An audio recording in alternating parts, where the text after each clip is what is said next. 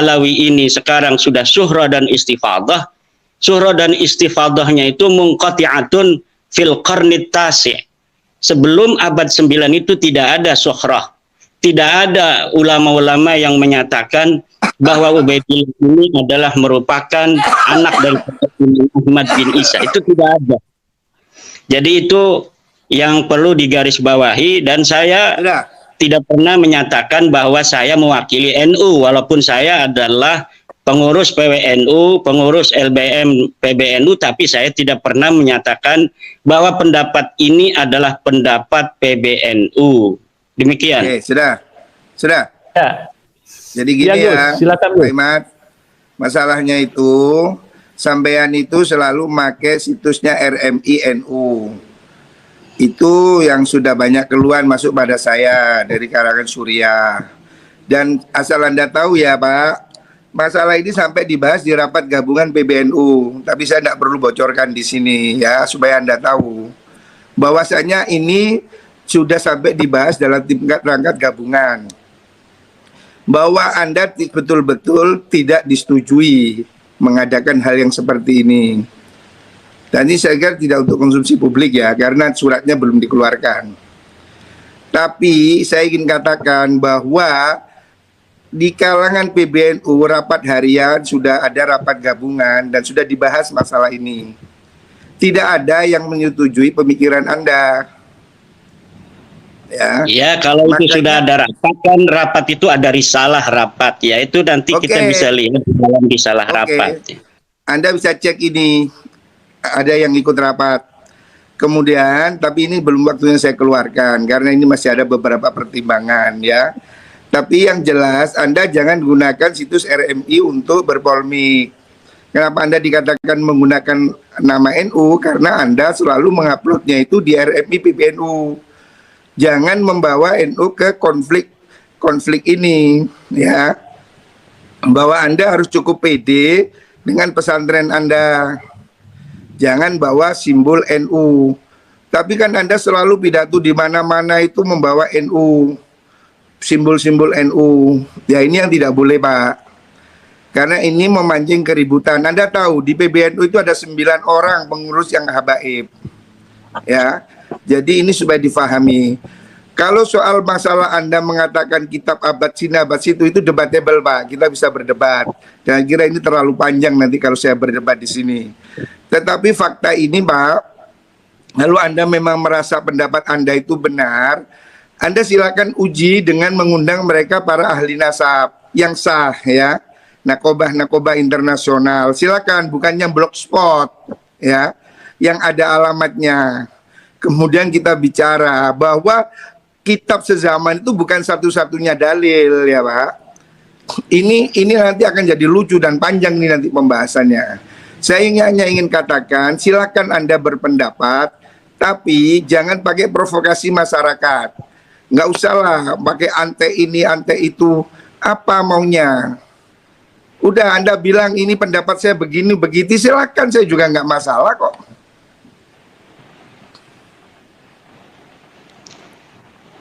Ya, baik. Saya kira cukup jelas ya statement Gus Prahrul. Kiai, bagaimana? Mungkin tadi juga saya melihat ada kalimat persekusi. Ya. Nggak ada Habib dipersekusi, yang ada kiai-kiai kita dipersekusi dari zaman dulu oleh orang-orang yang mengaku turun Nabi yang tidak terverifikasi. Ulama-ulama kita, kiai-kiai kita itu ada yang bernasab kepada Wali Songo. Di antara mereka ada yang meyakini bahwa mereka juga keturunan Nabi. Kemudian didatangi oleh para Habib itu, kemudian dipersekusi. Dan sebagian mereka ada yang dipukuli. Itu yang terjadi di tengah masyarakat. Tidak pernah ada kiai-kiai kita yang penuh dengan kearifan, kebijaksanaan, ilmu yang tinggi. Itu ada yang pernah mempermasalahkan orang-orang yang mengaku keturunan Nabi walaupun tidak terverifikasi kemudian dipersekusi. Itu tidak ada sama sekali. Yang ada itu Ba'alawi atau mukhibin-mukhibinnya itu mempersekusi para kiai. Yang para kiai itu merasa dirinya adalah sebagai keturunan daripada Wali Songo yang mempunyai juga nasab diyakini kepada Rasulullah. Itu yang terjadi selama ini, dan tidak ada apa namanya itu kalau dikatakan hari ini ada 9 habaib yang menjadi pengurus PBNU, kita lihat ketika NU didirikan, apakah ada para habaib itu yang ikut mendirikan NU. Kemudian tahun berapa NU didirikan? NU didirikan tahun 1926. 2 tahun kemudian para habaib ini mendirikan organisasi sendiri namanya Rabita Alawiyah. Kalaulah para habaib ini, para Ba'alawi merasa Nahdlatul Ulama ketika itu adalah merupakan bagian dari mereka juga secara apa namanya teologi, secara kepercayaan, keagamaan dan sebagainya, maka cukuplah ketika itu mereka bergabung dengan Nahdlatul Ulama. Tapi karena ini mereka salah, Pak. Saya potong. Ini saya potong. Bukan Nahdlatul Ulama, mereka membuat sebuah organisasi baru yang namanya Rabita Alawiyah. Demikian. Boleh dipotong ini? Boleh, Pak Fahrur. Saya kira narasinya ini berlebihan, ini lebay ini. Rabita Alawiyah kan grup keluarga. Beda dong. Kalau saya bukan perkumpulan Jawa, ya nggak ada masalah dengan NU. Kenapa ini kok di hari ini Pak Fahrur berbeda? Pak Fahrur harus tahu itu Rabita Alawiyah membuat tingkat kecamatan di seluruh Indonesia ini tahun 2022-2021 ini. Kalau misalnya hanya pencatat keluarga, ya cukup sebagai pencatatan. Tetapi ini perkumpulan kayaknya ingin juga sama seperti Nahdlatul Ulama, Kebangkitan Ulama. Kemudian ada para pengikut ulama yaitu para santri dan masyarakat. Itu kayaknya Rabita Alawiyah persatuan keluarga, tetapi mereka ingin ada pengikut dan muhibinnya. Ini saya kira ya perlu juga mendapat perhatian dari para petinggi PBNU semacam Pak Fahrur ini, melihat kenyataan yang ada di bawah, apa yang terjadi di tengah warga kita, warga Nahdlatul Ulama, terkait dengan irisan para habaib yang diagungkan oleh para kiai-kiai NU, tetapi kemudian mereka justru tidak menguatkan NU. Coba kita lihat di dalam YouTuber itu yang mengupload video-video narasi bagaimana seorang habib ada yang mengharamkan anak-anak NU untuk masuk ke Banser. Orang-orang Jawa, anak-anaknya jangan sampai masuk ke Banser, jangan sampai masuk ke Ansor. Itu dilakukan oleh para habaib. Ada juga ini sudah melebar, Pak. Ini sudah melebar. Ini bisa diverifikasi Pak Fahrur. Siapa yang berani untuk menghina Hasyim Asy'ari? Tidak ada yang berani menghina Hasyim Asy'ari di Indonesia ini kecuali dari Ba'alawi Faisal Assegaf. Bagaimana terakhir Twitter dia menghina ketum PBNU kita, Gus Yahya. Tidak ada yang lain yang berani seperti itu kecuali dari Ba'alawi. Ini juga harus menjadi perhatian Pak Fahrur dan para petinggi NU lainnya. Gus Dur siapa yang berani? Yang berani menghina Gus Dur, menghina Teh Yeni. Itu hanya Faisal Assegaf. Siap, baik. Mungkin Gus Fahrur, coba kita ada tanggapan atau persoalannya dengan persoalan kajian nasab ini berekses terhadap rasisme ya, intinya kalau ini kajian ilmiah, saya nggak ingin ini menjadi debat kusir ya. Ngomong nasab kemudian ke soal lain ini untuk apa gitu loh. Ya Pak Fahrur tadi ngomong masalah ekses. Saya berikan fakta-fakta yang ada di tengah masyarakat demikian. Iya sebenarnya. Jadi gini loh ya, kelakuan orang itu nggak bisa digendari semua orang. Kalau ada orang Jawa itu ikut PKI, kan tidak semua orang Jawa itu PKI. Jadi saya ini tidak mau ini menjadi satu klan. Jadi ada orang melarang Banser ya dia. Ada orang seperti Nur Sugi, kan dia tidak boleh mewakili orang Jawa. Ada orang NU seperti Kiai Benu yang kemarin telepon Tuhan. Apakah itu NU? Terus NU adalah menelpon Tuhan? Tidak bisa begitu Pak. Ya, jadi ini orang ke orang harus dibedakan. Kalau Anda mau concern pada kajian nasab, ya Anda berfokus pada kajian nasab. Kalau Anda mau mengatakan ini soal NU, ya orang bicara tentang NU dan Anda sebagai apa? Ini sekarang kita ini kan maunya diadu-adu NU supaya begini, ini sudah begitu. Kalau NU ini merasa ini meresahkan, Ketua Umum PBNU lebih ngerti apa yang harus dilakukan, gitu loh. Nggak harus kita provokasi orang-orang, kayaknya kita harus perang, bikin laskar, apa-apaan ini. Kalau Anda mau ngomong nasab aja, concern di situ. Bikin tulisan, bikin kajian yang tepat, landasan teori yang benar, kemudian lakukan studinya dengan triangle data, ada studi lapangannya, ada wawancaranya. Itu Anda benar sebagai peneliti. Dan tidak usah melebar Itu sudah kemana-mana saya seperti yang lakukan, dikatakan dan itu sudah saya serahkan, saya kirimkan pertanyaannya kepada Rabita Alawiyah, dan mereka tidak bisa menjawabnya. Karena memang nasab mereka itu terputus, maudhu'un munqati'un, batilun, tidak bisa dijawab. Dan kalau misalnya ada sebuah narasi dari Pak Fahrur di Tempo, tadi saya baca, harus dihentikan ini pembahasan nasab. Yang harus dihentikan adalah pengakuan Ba'alawi sebagai turunan Nabi yang tidak terverifikasi, yang harus dihentikan. Karena secara kajian nasab dia terputus, secara kajian DNA dia bukan bangsa Arab Acan. Dia bukan keturunan Bani Quraisy. Dia bukan keturunan Bani Hashim. Dia bukan keturunan Ba'alawi.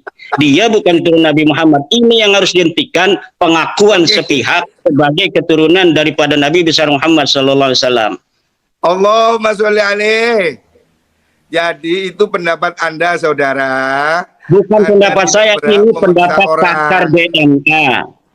Ini pendapat pakar pun tidak DNA. semua begitu, saudara. Anda Ini jangan bisa percaya sama untuk Pak Sugeng. diuji. Siapa yang berani untuk berdiskusi, berdialog, seorang pakar DNA dari Ba'alawi untuk mematahkan narasi dan kesimpulan Pak Dr. Sugeng. Tidak ada. Ya. Karena apa? Kesimpulan semacam itu kesimpulan yang sangat presisi, dan itu pun tidak satu-satunya dari Indonesia yang berpendapat. Dr. As-Su'aibi itu berpendapat yang sama seperti Dr. Sugeng. Umar Az-Zaid juga berpendapat yang sama tentang tes DNA. Dan ini saya kira sudah waktunya PBNU atau MUI untuk mengeluarkan sebuah maklumat bahwa memang Ba'alawi ini bukanlah keturunan baginda Nabi besar Muhammad sallallahu alaihi wasallam. Karena apa? Aksesnya ini hanya ke warga NU. Kenapa kita ini setiap tulisan saya minta admin untuk kemudian menampilkan tulisan saya di RMI, karena RMI itu Rabita Mahid Islamiyah, persatuan, ikatan pondok-pondok pesantren. Yang didawir-dawir oleh para kabib-kabib oknum itu adalah para kiai pesantren. Dimintain uang 5 juta, 10 juta, 20 juta, bahkan ada yang 100 juta, itu kalangan pondok pesantren. Jadi ada kaitan. Kenapa tulisan-tulisan saya tentang bahwa nasab Ba'alawi ini batal, itu ditaruh di Rabita Mahid Islamiyah. Mereka para kiai-kiai berterima kasih. Semenjak isu nasab ini, batalnya mereka itu diketahui publik, mereka tidak lagi datang para kiai untuk minta-minta uang. Itu diantaranya Pak Fahrur yang harus diketahui. Oke. Baik. Langsung mungkin Pak Fahrur bisa menanggapi bahwa tadi kan persoalan nasab itu terputus itu kan. Silakan Agus. Ya, jadi gini, nasab terputus itu menurut Pak Imad. Kan sudah saya katakan bahwa Anda harus menyediakan ruang untuk berbeda pendapat, ya. Anda boleh mengatakan begitu, saya juga nggak ngelarang. Tapi faktanya di dunia ini hanya Anda. Saya ini Pak sudah ikut beberapa forum internasional. Saya sudah ketemu mereka. Dan mereka semua mengakui nasab itu. Orang yang saya temui. Mereka ini apakah mereka punya otoritas di dalam masalah nasab? Ini yang harus kita jangan terlalu merasa rendah diri di hadapan bangsa-bangsa luar. Kalaulah harus seorang putra Indonesia yang menemukan batalnya nasab Ba'alawi, kenapa kita harus merasa rendah diri sebagai bangsa Indonesia yang besar? Kenapa harus orang Arab saja yang mengetahui sesuatu tentang hukum-hukum agama? Yang jelas itu dalilnya yang perlu diuji. Saya sudah kirim surat pada Syekh Mahdi Rajai dari Iran. Katanya dia pakar nasab. Katanya dia memberikan surat pengesahan pada Ba'alawi. Saya tantang Mahdi Rajai atau siapapun yang berpendapat yang sama dengan Mahdi Rajai bahwa nasab Ba'alawi ini sahih. Saya tantang untuk berdiskusi dan membawa dalil-dalil kesahihan itu. Saya yakin mereka tidak akan bisa untuk membawakannya. Iya, cukup. Itu kan Oke, menurut silakan Anda. kasih kesempatan Gus Fahrur mungkin secara gamblang, Gus, Ya, jadi silakan. gini loh Pak, kita ini nggak bukan satu-satunya orang yang paling hebat di dunia Pak. Mohon maaf, orang itu berilmu itu juga ada sanadnya, ada gurunya ya. Saya itu nggak tahu Pak Imad itu belajar nasab di mana, kok tiba-tiba merasa dirinya ahli nasab. Jadi saya juga nggak paham. Kalau Pak Kures itu ahli tafsir karena dia memang doktor tafsir. Gus Baha itu ahli fikih karena dia alumni Sarang yang memang spesialis fikih. Jadi kita ini mesti tahu diri lah Pak. Jangan kemudian seakan orang sak dunia bodoh, saya pintar sendiri. Ini yang harus dijauhi ya. Bahwa Anda berpendapat begitu saya tidak menafikan Pak. Tapi saya ingin katakan pada Anda bahwa Anda tidak sendirian di dunia ini. Bahwa ilmu nasab ini bukan Anda sendiri yang menguasai ya. Dan ini kemudian tidak hanya di Indonesia. Kan lucu kalau Anda batalkan hanya di Indonesia, yang di Mesir, yang di Kuwait, yang di Bahrain, yang di seluruh dunia. Apakah kemudian Anda bilang batal hanya Indonesia? Kan nanti jadi lucu Pak. Dan Anda itu bukan hakim yang bisa batal-batalin orang. Dan nasab itu bukan wudhu yang bisa batal ambil lagi gitu loh. Jadi lucu ini nanti. Intinya gini aja loh Pak, Anda boleh berpendapat, silakan. Oke, menurut saya begini. Tapi kemudian Anda tidak berhak untuk menjadi hakim kebenaran. Semua orang salah, saya sendiri benar, orang sak dunia salah. Ini terlalu besar Pak menurut saya ya. Jadi kita tinggal lihat masyarakat aja Pak Farur, nanti masyarakat apakah akan melihat dalil-dalil dari keterputusan itu yang kuat, apakah akan melihat atau mengikuti Pak Farur dengan tanpa dalil bahwa nasab balawi itu sahih. Bukan tanpa dalil Pak, cuma saya males berdebat dengan Anda. Saya males, saya sudah baca kok sebelumnya tesis Anda itu saya lihat itu di tulisannya Murad Syukri. Itu sudah mirip-mirip lah, di beberapa internet saya lihat itu narasi-narasi yang hampir sama. Jadi saya nggak kaget Pak, dengan apa yang Anda ungkapkan itu saya nggak kaget. Jadi kita sama-sama melek internet Pak. Jadi saya kalau begitu tinggal dipatahkan saja, tinggal dipatahkan. Kalau memang Pak Farur punya dalil, silakan. Mana dalilnya yang menyatakan bahwa Ubaidillah sebagai anak Ahmad? Mana dalilnya bahwa Ahmad bin Isa itu dia pindah ke hijrah ke Yaman? Mana dalilnya bahwa Ahmad bin Isa pernah ada di Basrah? Mana dalilnya bahwa Ahmad bin Isa punya anak namanya Ubaid, kemudian Ubaid punya anak namanya Alwi, Alwi punya saudara namanya Jadid? Tidak ada Pak Farur. Itu menurut Anda Pak. Sekali lagi ingin saya katakan, kalau misalnya Pak Farur ada, silakan saat ini dan pendapat itu. Jangan khawatir, banyak sekali Pak. Itu remeh bagi saya Pak. Tapi saya nggak ingin forum ini kemudian kita jadi debat kusir. Itu nanti kita ada satu forum sendiri. Oke, silakan, siapkan. Saya tantang Pak Farur untuk menyiapkan forum dengan saya. Saya tantang Pak Farur untuk menyiapkan forum debat ilmiah tentang nasab balawi yang putus ini. Cari dalilnya, kalau punya dalil. Dengan senang hati. Dengan senang hati. Al-Ra'si wal Ain. Al-Ra'si wal Ain. Naam. Ya. Anta dirukum. Al-Ra'si wal Ain. Anta dirukum. Al-Ra'si wal Ain. Jadi saya katakan Pak, Anda ini nggak usah terlalu menggebu-gebu seperti ini ya, sebagai orang sama-sama santri. Saya ini lama Pak Mondo Pak. Ngerti lah Pak, orang bisa baca kitab saya tahu. Ya, jadi nggak usah terlalu petetek kayak orang sedunia kalah semua beginilah. Bukan jadi masalah demikian. Karena apa? Narasi-narasi ini yang Anda kemukakan malam hari ini itu bukan satu-satunya alasan saya untuk kieng-kiengan kepada Bapak Fahrur. Banyak narasi-narasi yang telah Bapak Fahrur kembangkan di luar ketika saya tidak ada, yang kemudian membuat saya ingin sekali untuk berdebat dengan Pak Fahrur. Oh boleh, boleh. Enteng aja, saya nggak takut sama sekali kok. Ini soal gampang lah, nggak usah sepan tengah. Apa sih ini juga bukan soal tanya kuburan kok. Nggak usah ribet lah. Saya ingin katakan, Anda boleh berpendapat, tapi Anda jangan menjadi pemilik kebenaran tunggal. Orang yang merasa yang lain salah, saya sendiri benar, itu hanya Wahabi Pak. Kalau kita ini biasa dengan pendapat ini, pendapat itu, kita itu sangat luas dalam berhubungan Pak. Dalil juga begitu, fikih punya banyak kaul ya. Saya ingin ingatkan Anda. Yang kedua, jangan bawa-bawa struktur NU, nama Anda di NU, karena itu sudah jadi pembicaraan Pak.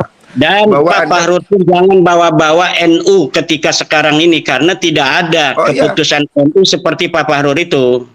Ya, tapi saya ketua PBNU yang membidangi LBM, Pak. Jadi Iya, tapi saya NU tahu. itu organisasi yang ada aturan, yang ada perkumpulan aturan, ada RT dan sebagainya. Ya, betul. Makanya itu Anda Keputusan PBNU itu ada di Muktamar, ada Ya, di itu kalau Komdel, keputusan ada itu di kalau Munas Alim Ulama, ada di Basul organisasi, Pak. Mustaqil. Kok Biar gambar satu-satu saya- mungkin berbicara ini. Silakan